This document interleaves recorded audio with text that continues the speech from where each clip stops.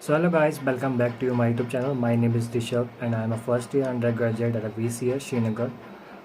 So in this video I am going to tell you at what rank you will get what college and whether you will get a college or not. I will clear all your doubt in this video and what should be your state rank to get a good medical college. In this video I am not going to discuss anything about the private medical college. Later on I will discuss in another video, but in this video I will be focused more on the government medical colleges. So after seeing a result you must be curious whether you are going to get a college or not, and if you are getting a college, if you are scoring a good marks, then what college you will get. So let's start.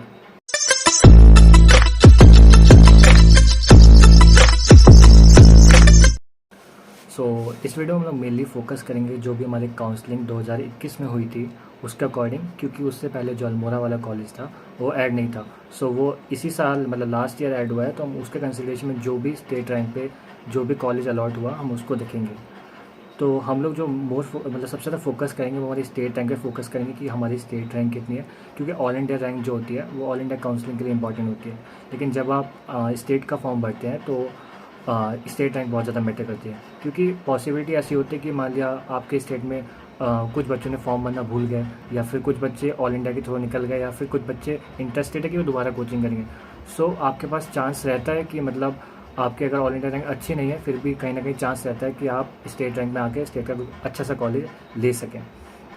सो बहुत सारे बच्चों को ये confusion होता है कि हमारी state rank क्या है. सो वो इधर उधर ढूंढने लगते हैं कि हमारी स्टेट रैंक क्या है. जो आपका नीट का रिजल्ट है ना, वो उसमें आपकी ऑल इंडिया रैंक लिखी होगी और आपकी कैटेगरी रैंक लिखी होगी. आपकी उसमें स्टेट रैंक नहीं लिखते हैं. आपकी स्टेट रैंक तब आएगी जब आप स्टेट की काउंसलिंग का फॉर्म भरेंगे.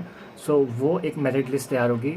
आपके मार्क्स के अकॉर्डिंग आपको एक साइन नंबर मतलब अलॉट होता है, वही आपकी स्टेट रैंक होती है.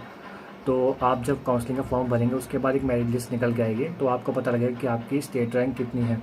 वो मतलब अलॉटमेंट से पहले आती है, ताकि मतलब किस किस लोगों ने रजिस्ट्रेशन किया है वो उनको वो बताती है. तो उसमें जो मेरिट लिस्ट आएगी वो आपको बताएगी आपकी स्टेट रैंक कितनी है. सो उसके अकॉर्डिंग स्टेट रैंक स्टेट के लिए बहुत ज़्यादा इंपॉर्टेंट होती है, स्टेट कॉलेजेस के लिए. सो हम वो देखने वाले हैं कि किस कैटेगरी पे कितनी स्टेट रैंक हो, और हम ऑल इंडिया रैंक भी बताएंगे कि उस स्टेट रैंक पे कितनी ऑल इंडिया रैंक थी, कितने मार्क्स थे. सो और उसको कौन सा कॉलेज मिला. मतलब एक्चुअली हम लोग यहाँ पे फोकस कर रहे हैं कि लास्ट रैंक क्या थी जो कि एक गवर्नमेंट मेडिकल कॉलेज किसी बच्चे को मिला. तो लास्ट ईयर अगर हम बात करें, सो जो जनरल कैटेगरी का बच्चा है, अगर उसकी स्टेट रैंक 253 है जो लास्ट ईयर थी, अगर इस साल भी है, तो मतलब 2-4 स्टेट रैंक का ही डिफरेंस होगा. सपोज 5 to 10 मान लीजिए, मतलब 250 से लेकर 260 के बीच में अगर आपका है तो आपका मतलब चांस है जनरल में राउंड 1 में. ये मैं बात कर रहा हूँ, पहले मैं बात करूँगा राउंड 1 की, फिर उसके बाद राउंड 2 की. सो पहले मैं बात कर रहा हूँ कि राउंड 1 में अगर आप जनरल कैटेगरी को बिलोंग करते हैं और आपकी स्टेट रैंक 253 है, और लास्ट ईयर 253 पे जो मार्क्स थे वो थे 572, मतलब स्टेट रैंक थी 253 और जो आपके मार्क्स थे वो थे 572, और 572 पे जो रैंक थी लास्ट ईयर वो थी 32997, 32,997. मतलब इतनी रैंक अगर आपकी इस साल है तो आपके मैक्सिमम चांस है कि आपको राउंड 1 में जनरल कैटेगरी में आपको एक सीट मिल जाएगी. फिर ऐसे ही बात करते हैं जनरल डीपीडब्ल्यू.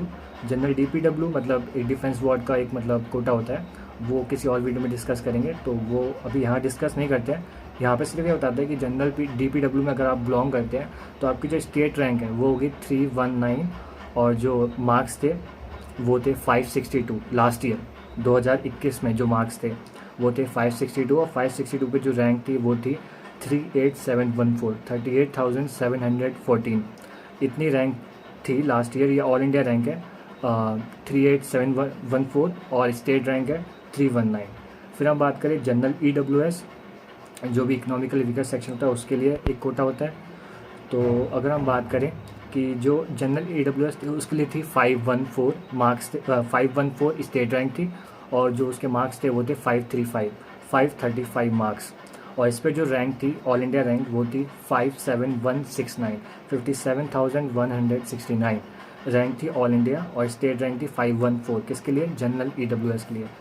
सो ऐसे हम अगर बात करें कि OBC NCL के कितने थे, सो OBC NCL की जो स्टेट रैंक थी वो थी 452 उसकी स्टेट रैंक थी, और उस पर जो मार्क्स आए थे वो थे 542.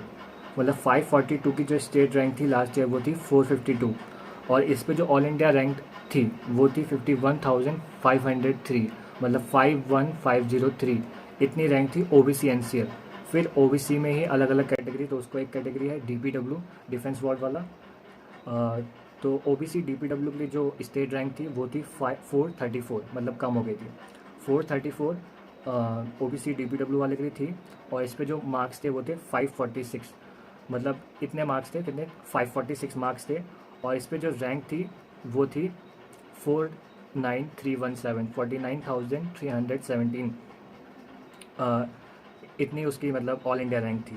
सो एक बार फिर से ओबीसी जो डीपीडब्ल्यू है उसकी जो स्टेट रैंक थी वो थी 434, और जो उसके मार्क्स थे वो थे 546, और जो उसकी स्टेट रैंक थी वो ऑल इंडिया रैंक थी वो थी 49,370।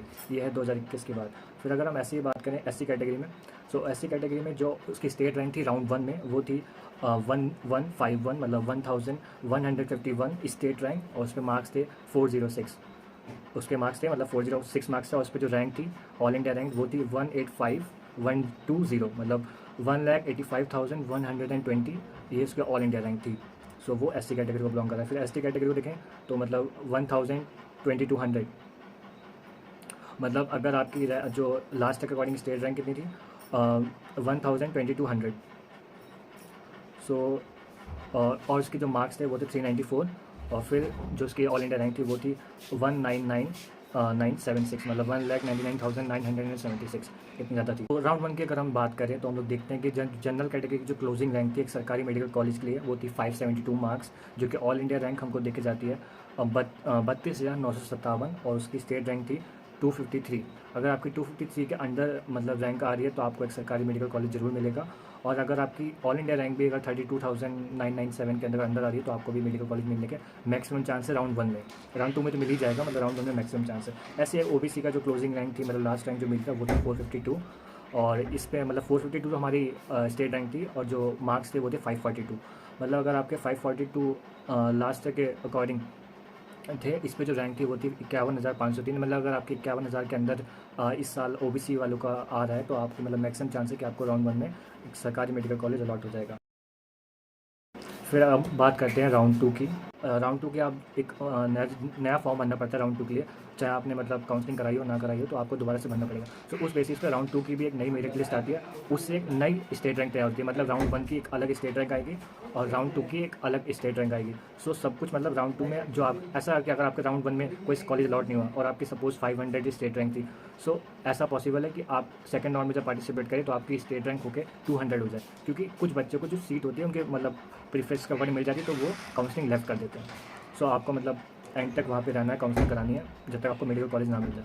सो उसके अकॉर्डिंग अगर हम देखते हैं राउंड 2 में, तो मैंने जैसे कि बताया कि जो कुछ बच्चों को अपने ड्रीम कॉलेज अलॉट हो जाता है, मतलब जो भी उनको चाहिए होता है, तो उस वजह से वो अपना काउंसलिंग से हट जाते हैं, तो उस केस में जो स्टेट रैंक होती है वो शिफ्ट हो जाती है सबकी। सो अगर हम राउंड 2 में देखिए जनरल कैटेगरी को बिलोंग करते हैं, उनकी अगर स्टेट रैंक 170 है, मतलब स्टेट रैंक 170 है राउंड 2 में, अब मैं बात कर रहा हूँ राउंड 2 की, और उनके राउंड 2 में लास्ट के अकॉर्डिंग जिसकी भी स्टेट रैंक 170 थी उसके मार्क्स थे जनरल कैटेगरी में 558, मतलब उसकी जो रैंक थी ऑल इंडिया वो थी 41,216, 41216 इतनी रैंक थी। फिर जनरल कैटेगरी में डीपीडब्ल्यू होता है, डिफेंस पर्सनल वार्ड का। सो उसके अकॉर्डिंग अगर उसकी स्टेट रैंक राउंड 2 में 124 है और उसके मार्क्स लास्ट के अकॉर्डिंग कितने थे 566, और उसकी ऑल इंडिया रैंक थी 36,034। तो ये हो गया डीपीडब्ल्यू के लिए। फिर आते हैं ओबीसी के लिए। सो अगर हम ओबीसी की बात करें तो ओबीसी में मतलब अगर ओबीसी को कोई बच्चा बिलोंग करता है, राउंड 2 में पार्टिसिपेट कर रहा है, अगर उसकी स्टेट रैंक 236 है तो उसकी जो लास्ट के अकॉर्डिंग जो उसकी मार्क्स थे वो थे 546, और उसकी ऑल इंडिया रैंक थी 49,317, 49,317, ये उसकी ऑल इंडिया रैंक थी, और उसकी स्टेट रैंक 236 थी और मार्क्स थे 546। अगर हम बात करें ओबीसी डीपीडब्ल्यू की, तो उसकी जो स्टेट रैंक अगर उसकी स्टेट रैंक 248 है तो उसके मार्क्स लास्ट के अकॉर्डिंग कितने बन रहे हैं 542, और उसकी स्टेट रैंक थी 51,503, 51,503।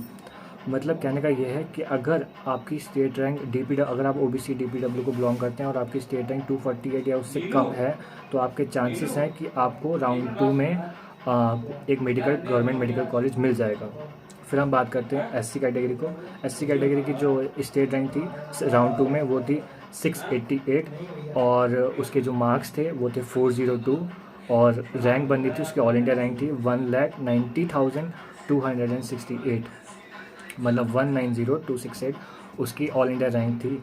सो अगर आप एससी कैटेगरी को बिलोंग करते हैं और राउंड 2 में आपको मतलब चाहते हैं कि आपको राउंड 1 में कॉलेज नहीं मिला, राउंड 2 में मिल जाए, तो अगर आपकी स्टेट रैंक 688 से कम है और आपकी ऑल इंडिया रैंक 1,90,268 से कम है तो आपको एक सरकारी मेडिकल कॉलेज मिल जाएगा। और फिर हम बात करते हैं एसटी कैटेगरी को। अगर आप एसटी कैटेगरी को बिलोंग करते हैं और राउंड 2 में पार्टिसिपेट कर रहे हैं, तो अगर आपकी रैंक स्टेट रैंक 746 है और आपकी मार्क्स 389 है लास्ट ईयर के अकॉर्डिंग, और जिस पे जो रैंक बनी थी लास्ट ईयर वो थी 2,07,227, मतलब 207227। अगर आपके इतनी ऑल इंडिया रैंक से कम है और आप एसटी कैटेगरी को बिलोंग करते हैं और आपकी स्टेट रैंक भी 746 से कम है, ये 746 है, तो आपके चांसेस है कि आपको गवर्नमेंट मेडिकल कॉलेज मिल जाएगा राउंड 2 में। सो इसी के साथ जो हमारे ऑल डिटेल्स है, मतलब ये सारी डिटेल्स है, मैं इनका एक स्क्रीनशॉट लेके इस वीडियो के एंड में डाल दूँ। सो इसी के साथ थैंक यू फॉर वॉचिंग।